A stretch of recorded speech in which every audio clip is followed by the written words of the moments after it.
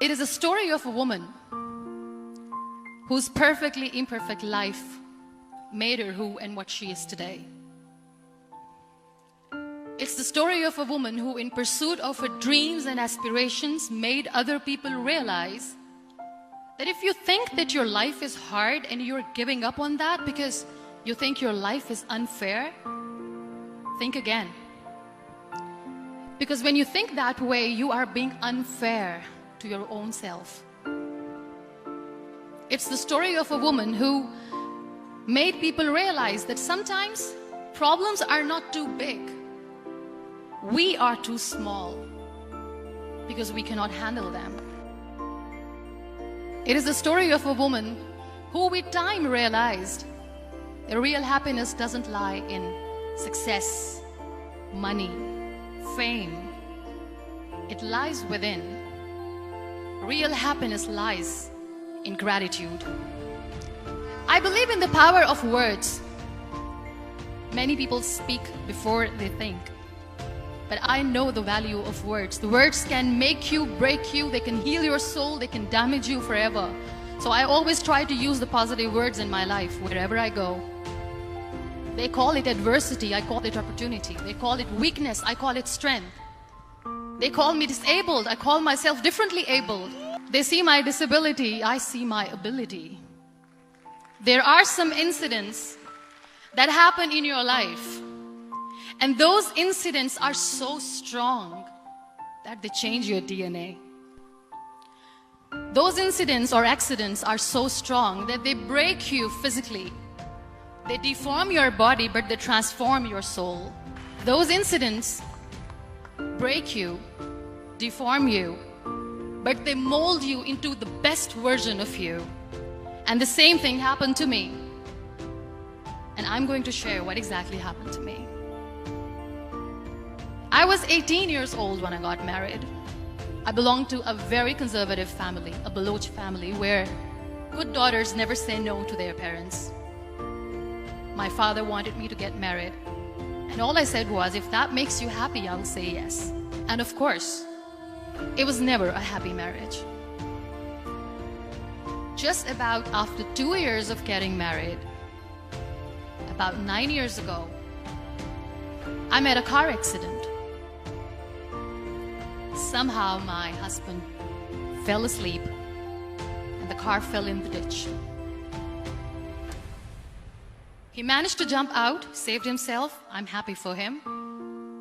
But I stayed inside the car and I sustained a lot of injuries. The list is a bit long. Don't get scared. I'm perfectly fine now.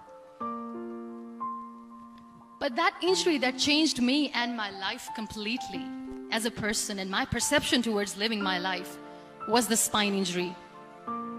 3 vertebrae of my backbone were completely crushed, and I got paralyzed for the rest of my life. I finally ended up in a hospital where I stayed for 2.5 months. I underwent multiple surgeries. Doctors have put a lot of titanium in my arm. There's a lot of titanium at my back to fix my back. That's why people in Pakistan call me the Iron Lady of Pakistan. Sometimes I wonder how easy it is for me to describe all this all over again. And somebody has rightly said that when you share your story and it doesn't make you cry, that means you have healed.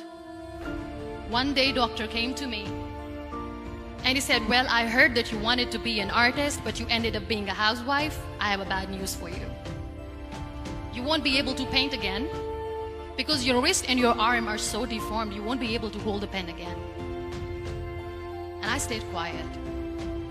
Next day, doctor came to me and said, your spine injury is so bad, you won't be able to walk again.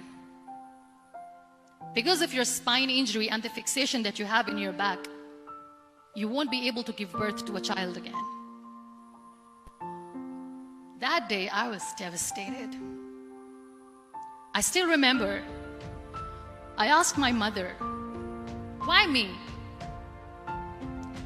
And that is where I started to question my existence. Why am I even alive? What's the point of living? I cannot walk, I cannot paint, fine. I cannot be a mother. And we have this thing in our heads, being women, that we are incomplete without having children. I am going to be an incomplete woman for the rest of my life. What's the point? People are scared. They think I will get divorced. What is going to happen to me? Why me? Why am I alive? We all try to chase this tunnel. We all do this because we see light in the end of the tunnel, which keeps us going. My dear friends, in my situation, there was a tunnel that I had to roll on. There was no light. And that is where I realized that the words have the power to heal the soul. My mother said to me, "This too shall pass. God has a greater plan for you. I don't know what it is, but He surely has." And in all that distress and grief, somehow or the other, those words were so magical that they kept me going. I was trying to put that smile on my face all the time, was hiding. It was so hard to hide the pain, which was there. But all I knew was that if I will give up, my mother and my brothers will give up too. I cannot see them crying with me.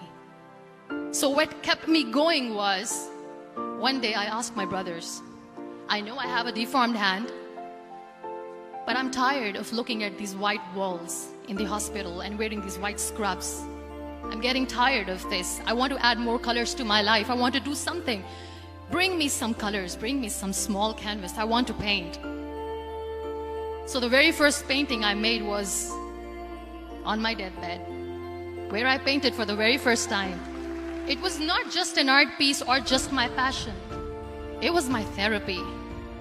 What an amazing therapy it was. Without uttering a single word, I could paint my heart out. I could share my story. People used to come and say, "What lovely painting. So much color." Nobody could see the grief in it. Only I could. That is the time where I realized that the day I'm going to sit, I'm going to share this pain with everyone to make them realize how blessed they are.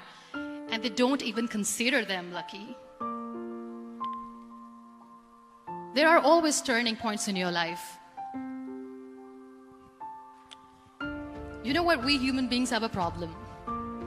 Out of many problems, there is one more. And this is self-created one. We always expect ease from life. We have this amazing fantasy about life. This is how things should work. This is my plan. It should go as per my plan. If that doesn't happen, we give up. So my dear friends, let me tell you one thing. I never wanted to be on the wheelchair. Never thought of being on the wheelchair.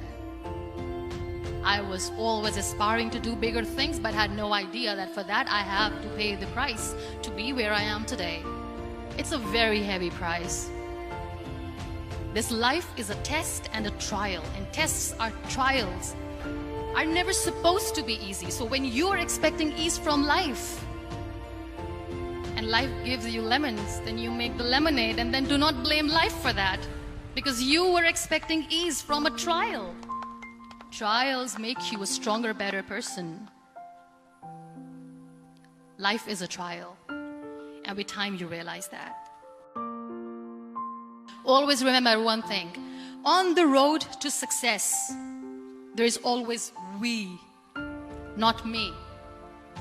Do not think that you alone can achieve things. No. There is always another person who is standing behind you, maybe not coming on the forefront, but behind you, praying for you and supporting you. Never lose that person. Never. The woman who made me realize that heroes have no gender.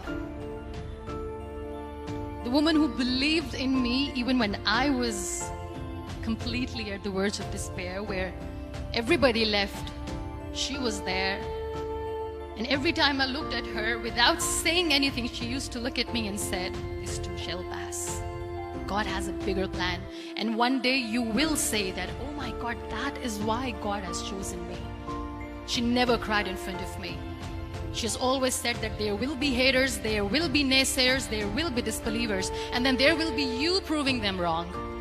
My mother, whatever I am today, I'm nothing without her. So when you accept yourself the way you are, the world recognizes you. It all starts from within.